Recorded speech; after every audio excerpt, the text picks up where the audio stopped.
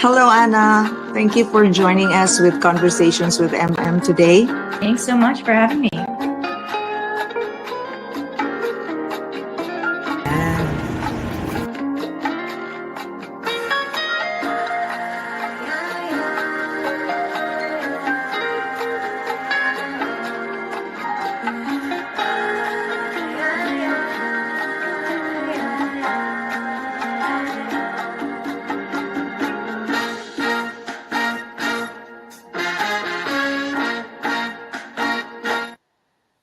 Hello, everyone. Good morning and welcome to Conversations with MM. This is Marivir Montibon here in New York City. Hope everybody's doing well and taking life on wonderfully despite challenges. Our guest for today, ladies and gentlemen, is a very inspiring person, a writer. He just launched his memoir from Manila to Wall Street. His name is Mr. Rene Butch Meily. Rene is also the former president of the Phil-Am Chamber of Commerce here in New York. And also we will be joined by the executive director of the Phil-Am Chamber of Commerce, Miss Ledy Almadin. Let me welcome my wonderful guests today. Hello, Butch. And hi, Ledy. Hope you're all right. Oh, you're all good now. You have your audio. So, Butch, welcome and thank you. Congratulations. Thanks for having me, Manibir. I'm excited to be on this podcast. Me too. And Ledy, how are you? I'm You're good. right. Good. Yes, thank Very you. busy, right? So, congratulations. Right now, Butch is in Washington, D.C. He just launched his book in the Big Apple. So, unfortunately, I Right. wasn't able to go because of conflict of schedule. But, Butch, I'm able to catch up. So, thank you and congratulations on that book. How long did you write that memoir for? Well, Manibir, did the first draft in 2019, believe it or not. And Oh, then okay. so it took a Pandemic while time. for this to happen, and then the it went through about 7 editors, believe it or not. Uh-huh. Wow. I've started reading the ebook, Butch, and it's very compelling. It's like watching a movie like the dog eat dog environment on Wall Street. Thank Oh you. my I think Goodness, that's don't you think so, Ledy? What is your take on the book? Yeah, it's I think it's very well written because it's one of those books that you cannot put down because Yeah, correct. it's very entertaining at the same time very factful. Mm-hmm. So and since I'm in the business world, also I can relate to the realities of those things happen. Yeah. I really thank think you. that the business world is brutal. So, Yeah. Butch, when you were young when you came to the US, and what were you thinking? What was your dream? Were you thinking of earning millions, or were you just thinking of becoming famous at that time? Well, I came way back in 1977, first as a Uh-huh. student at Yeah. the University of Florida, and then I just liked the United States. I mean, I liked the life and the opportunities, Mm-hmm. and I decided to try and stay. So I bounced around a lot: Chicago, San Francisco, and then New York. New York is the one that gave me my opportunity, Mm-hmm. and that's where I got my big break. And so I always have a fondness for the city. Amazing. But you know what? I've read through the pages of your book, and the environment is brutal, as I mentioned, and your bosses were Yeah. like yelling at you, and Yeah. they're so fierce. So, how did you take that? Well, Nothing Manivir, personal? I tried not to take it personally, but I think as a Filipino, Yeah. I thought I was better suited to take it now than. Mm. I mean, I just let it slide off my back. I tried to, and I got a lot of support from my then wife, si Pam. Mm. She was very helpful. Girlfriend first, and then wife. Mm. And I think that's important, especially for Filipinos. That at the end of the day, when you're done, that you can go home to a family. You get a lot of support. I got support from my Uh-huh. mom and dad back in Manila, so that Mhm. all helped me. But of course, I was surprised when I got to New York because it wasn't like that in California or in Chicago even. But in New York, Talaga. there was a lot of yelling. Oh my goodness. Yes, it's brutal. It's harsh. So, Ledy, you have a question for Butch? Yeah.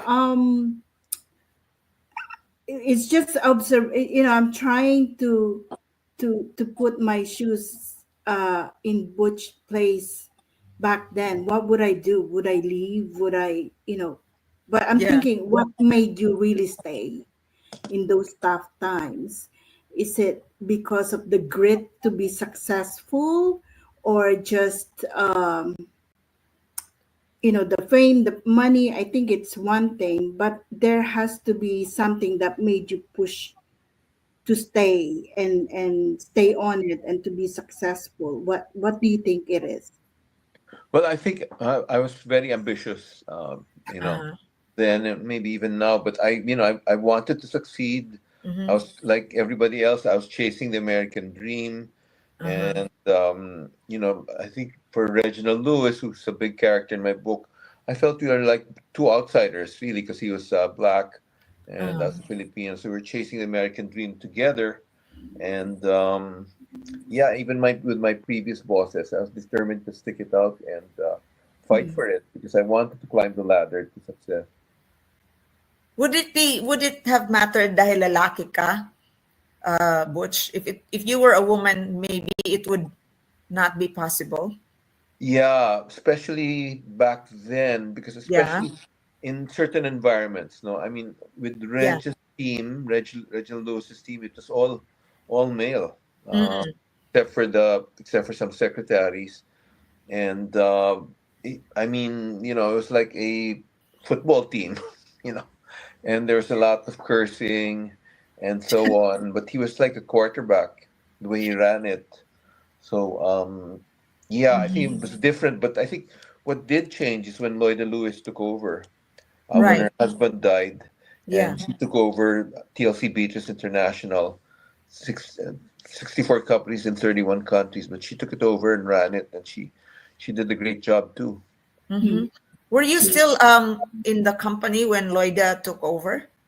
Yes, I mean, if you go through the book, I don't want to spoil it for you when we're Okay. reading it, but yeah, Reg passed away at the age of 50 Mm-hmm. years old, and then the his brother took over, Gene Fugit, ran it for a year. Then when he was there, I actually got fired. That's in the book, Mm. and but Lloyd took over a year later, and then she brought me back to head Mm-hmm. the communications function. I see. So you were still in the US at that time, or did you Yes. go back to the Philippines? Oh, I No, see. I didn't go back to the Philippines. I stayed in the Okay. US, yeah. So your family name, Butch, Meily, is that like, are you half Caucasian, half American? No, I actually hired I think they call them genealogists, these people who Uh-huh. study your history, family history. Yeah. And because I always heard the stories that the name was Swiss, but Mm-hmm. I didn't know whether to believe them. So he did some research, sent me a letter saying Mm-hmm. that he'd found the name. It was a Swiss vice consul who went to the Philippines in the 1800s, Mm-hmm. Mm. and they he decided to settle down there. So that's the origin of the name. So that's your ancestry. Yes, like I guess others. He came to the Philippines. He liked it. He stayed there. Great, great. So, Ledy, any more questions for Butch? the, Thank you. the stuff that you went through, I read through the book. I was like, and being an Asian um, in that field during that time, I would imagine it's harder than others, to go break those doors and let you in and do your job. But you did it. So I said, I wish he continued on with his own PR company. uh you know why you didn't push it through. Well, I just thought I tried it for a while, but then when Lloyd offered me the chance to go back and head the Mm. PR department at Beatrice, which I'd actually started, Mm-hmm. I'd said go back because it was a big opportunity. and it's a huge corporation, had about $2 billion in revenues, so Yeah. it's hard to turn it down. But Yeah. yeah, I mean, back then I was told when I was working at some of these PR firms that they were not going to let me do PR for certain companies, which they Mm. called these white shoe firms, Mm-hmm. mostly law firms, investment banks, because I was a minority, and I they see. were not going to let me do their PR. Yeah. Wow. So that's like discriminatory as well, right, Butch? Well, yeah, I mean that's the way it was. It I mean, was. I in the book I say back then blacks weren't allowed to live on Fifth Avenue, Yeah. Yeah. and the condo boards on Fifth Avenue even limited the number of Jews who could live in buildings. Mm-hmm. So it was out. See, one of the major characters in my book, Reginald Lewis, he's the first black person to bid $1 billion for a corporation, Mm-hmm. TLC Beaches International, and then he was also the first black person to run a multi-billion-dollar corporation. He was the first black person to live on Fifth Avenue because at the time, like I said, it wasn't possible. And then he tried to take his company public to become the first black-controlled Yeah. company on the New York Stock Exchange, but we failed. No, we got torpedoed by a negative article in a publication called Barron's, Mm-hmm. and he had a mansion in the Hamptons, big Mm-hmm. one that burned down. Yeah. Never found out what caused it, but so there are a lot of obstacles back then. So, but you can say that Reginald Lewis was a visionary person. Can you say Yes. that? He had vision. That's why he was able to move forward despite obstacles, right? He knew what he wanted to get. Well, he was fiercely ambitious, and no matter what your level in your profession, whether it's accounting, finance, or public relations, he raised the level of your game. That's the way he did. No, I mean, I thought that was pretty good, but he Mm. would always, because he was so demanding, He was which demanding. I talk about in the book. I Everybody had to be better than they were before, and that really helped me raise my level of play. What do you think? Did you inspire him? Did you give him ideas and vice versa? What kind of relationship did you have? Well, he was. I think I did help him because, Mm-hmm. especially with the first New York Times story that I placed for him, Yes. with his picture in it, and exactly the message he wanted, 90 to 1 return for investors. I think that helped him a lot Yeah. because it established him on Wall Street, and then it brought him to the attention of a guy by the name of Mike Milken, who Mm. Right. ran Drexel's high yield bond department and was leading this all these takeovers back then in the 80s and the 90s. There were these big giant corporations which were being taken over by people whose names we didn't even know, and Mm-hmm. Reginald Lewis became part of that club. And that New York Times article helped. And then once he bid for Beatrice and won it, I helped break the news in the New York Times, Wall Street Journal, Financial Times at the same time, and that made him a star overnight, not Yes. just on Wall Street but on Main Street too. Mhm. So you got his trust actually. At during, Yes, during that time, Butch, media was a very important element of success, isn't it? yes, Especially when and you land on corporate newspapers. yes, So especially it's the business important. press.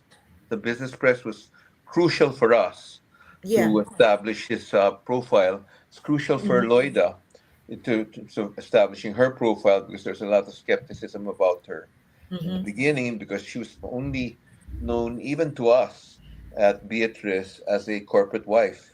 As Yeah. she was in Paris, where they lived at the time, and because that's the headquarters for Beatrice, and I only knew her as that, but she became CEO and she really established herself, and she took a strong stand. She sold our corporate jet. She Mhm. cut 50% of the corporate staff. She moved us to cubicles, smaller offices, instead of the big offices we had overlooking Central So Park. that's cost cutting.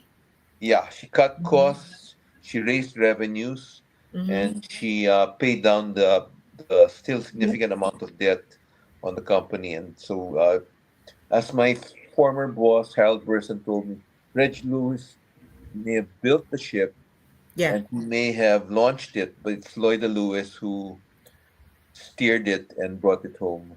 Yeah. Amazing. Yeah, Wow. that's a That's great. inspiring. That's a Yeah. woman's kind of leadership, right, Ledy? Yes. Yeah, I was amazed when I was reading it. I mean, I've known Loida through the Mm-hmm. community, but I Yes. didn't know that part of her. Uh-huh. I was like, amazing. I mean, running a big company like that with no previous experience. I guess she chose the right people to her support team Yeah. and brought it home. But my Yeah. question, my one question to Butch. So, with your experience working with Mr. Lewis, Mm. what's still the best takeaway for you that you still carry it on until this day? Yeah. Well, in his speeches, he kept repeating this theme that to keep going no matter what. Yeah. And Mhm. that's one thing I want, especially the young people, to carry with them, that you can you're going to be obstacles in the way. There's going to be tough times, Yeah. but you have to pick yourself up off the floor and keep going no matter what. And that's the only way you're going to succeed. No, is if that persistence. That's something I Mhm. learned from him. Amazing. So how Yeah. about, can you compare the leadership of Loida with Reginald?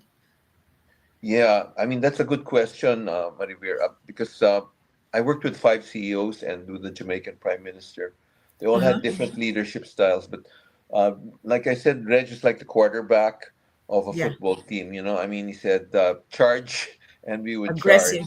and very aggressive, and he was clearly the leader. But when Loida came in, she brought a very different style to the company, leadership style, and she was more of a nurturer, a Mm. consoler, and I, she really filled the office with love. I mean, it's hard to believe, but she'd start a lot of meetings with a prayer, which the Oh, executives weren't used to, and they would roll their eyes when they'd hear her saying it.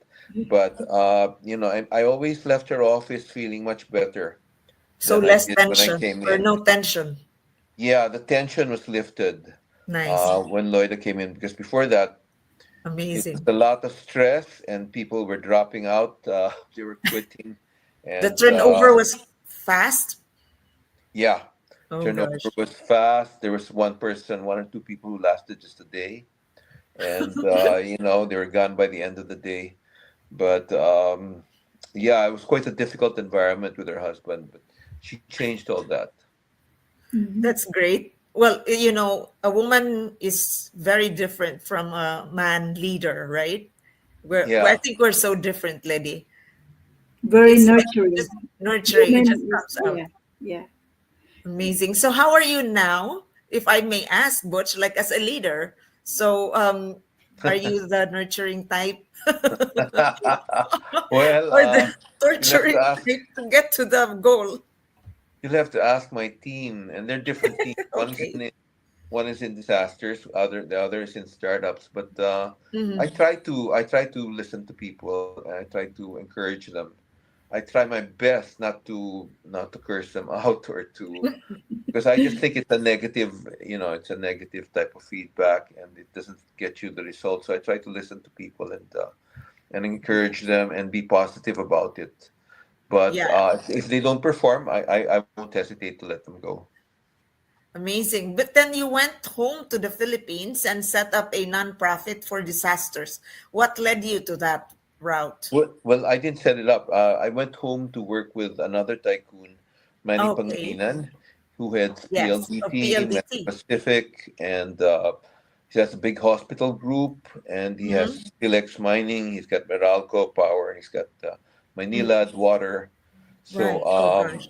he asked me to come home and help the country, and Mm. I decided to take the offer, and I brought my family home, and I wound up staying there. Though I came back, I quit after a while, and then came back here Mhm. to the States, and then went back again to the Philippines. But I mean, he's a different type of leader too, but he works like anything. I mean, we'd have meetings at 2 in the morning, and Uh-huh. then we'd work on Saturdays and Sundays too. So it was different kind of an environment, and I learned a lot from him as well. and I'm still working with him. He's the chairman of the different foundations that I had. He's a co-chair with together with Mm, I'm Isabel de Ayala and Cardinal Tagle of the Philippine Disaster Resilience awesome. Foundation. And we have the world's first ever private sector run emergency operations center in Clark. I encourage you to Mm, visit and all your listeners to visit. Something to be proud of for the Philippines. We're wow, ahead of the rest of the world in this area. great. Not basketball, but where private companies help during disasters, before, during, and after disasters. We're ahead. We're number one in the world in that. And Amazing. so it's a So good we thing. should go there, Lady. Should Yes, be in Yeah, we our should agenda visit if we go home. on you our should go bucket list. there Yes. Yeah, soon. soon. Clark's a great place. The airport's actually nicer than Manila's airport, and it's got 24-hour casinos. It's really developed quite a lot. Mhm. Nice restaurants, but our one attraction is our center where we can track any storm in the world, any earthquake, any volcanic eruption, and we track the COVID-19 pandemic from there.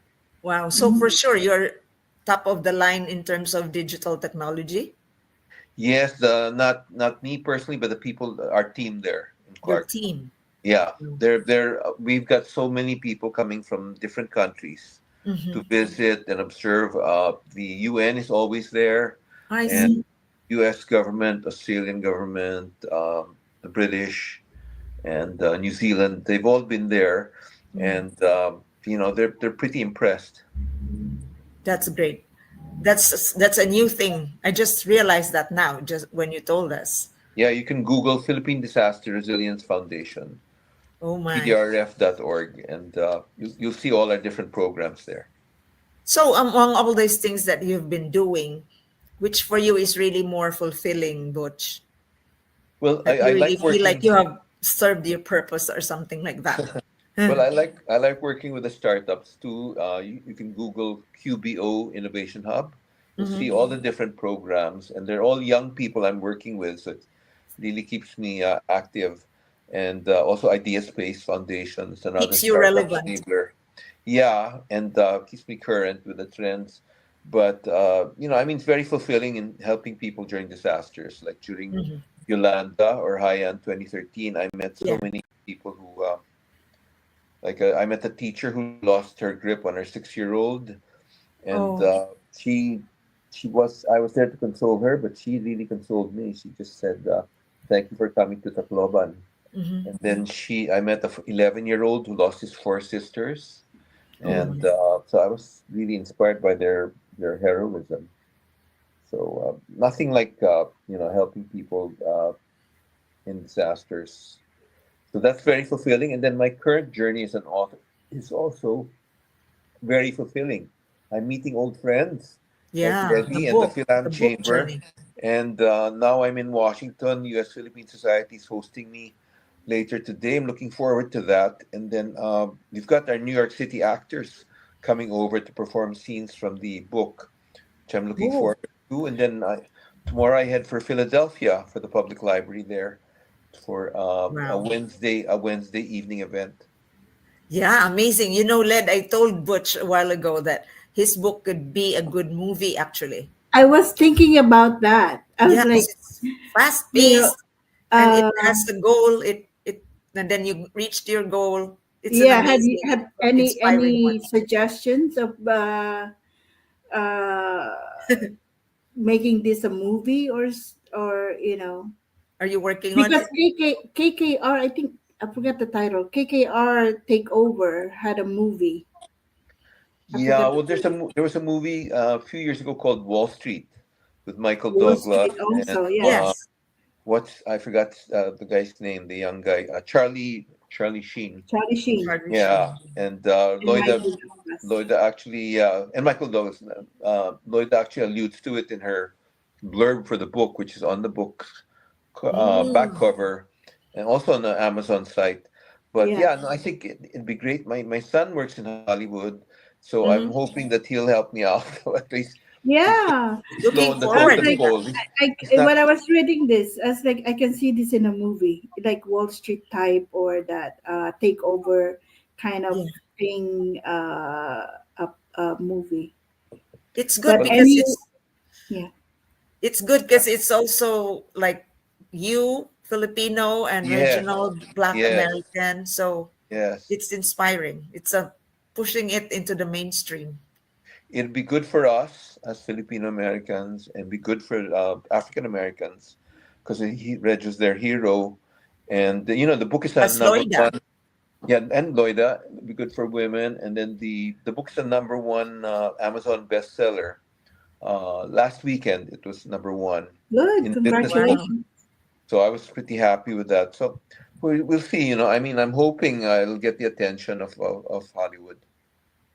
Yeah, Great, great. because it shows even back then, Asian American or Yes, Asian have a yes, power play. yes. Imagine in 1980s, we were Uh-huh. here already, and I saw how it was, and Uh-huh. I had no idea there's a big player in Wall Street back then. You know, what I mean, I couldn't imagine. Imagine. Yeah. So tell us your stint, Butch, about on the Phil-Am Chamber. How was it? Just to give us a feel of it.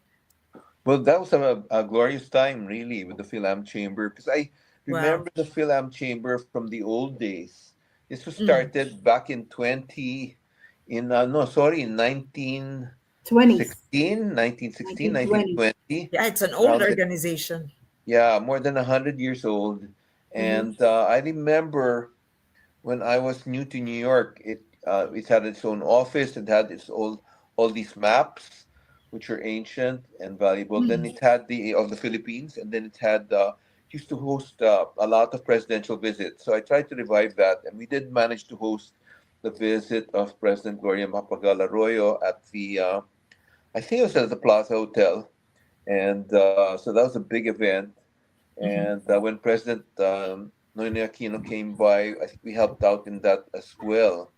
But it's just that there's so many different organizations now that host presidential visits. But at the time, it's the Phil-Am Chamber. If anybody came to New York, Yeah. they had to be guests of the Phil-Am Chamber, because the key to the Phil-Am Chamber of New York was that it's different from the other chambers in the country of the Philippines.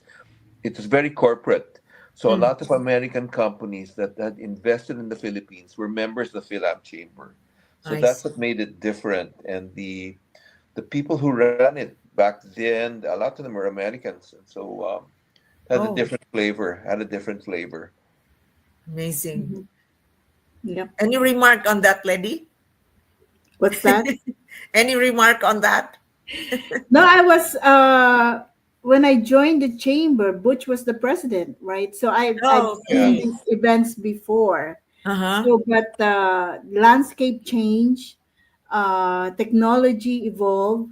So there's different needs. There's different demographics in the business world in New that's York. right. Yeah. Mm-hmm. So things change a bit from then. Yeah. Now I think the chamber's more. It's very welcoming towards young Filipino Americans in Mm-hmm. the community who want to succeed and network. I think that's great, and I hope someday we should bring back the corporations too to Yeah. strengthen our donor base. So hopefully we'll be Yeah. able to do that. Amazing. So, Yeah. any parting words, Butch, for you to young corporate people wanting to succeed? What is the message you want to tell them? The secret of your success, perhaps. Well, I think you have to remain true to your values. I mean, Mm-hmm. it's good to be active and ambitious here in the United States. There are many great opportunities. It's a great country, but you have to retain your values as a Filipino. I think that's important. Mm-hmm. And one thing that Lloyd did teach me is, Yeah. faith is important. I think for the tough days and the bad times, you've got to have an anchor, and whatever it Mm-hmm. is you believe in, you have to be able to rely on that, and turn to that when things are tough. So I think faith is important, and I think Regis' mantra of keep going no matter what. I Yeah. think that's important too. Never give Boy, up. I hope I can. I'm performing tonight as part of that script, and I'm also speaking. I hope I'll be able to do it later. Thank you very much for that inspiring message. And Ledy, thank you for your time with us. And if you have something to say as well, you share it now. No, good luck to Butch in his book tour, and Thank you. looking forward for the second book and for Wow, I had a hard time Another writing this one. assignment. Yeah. yeah.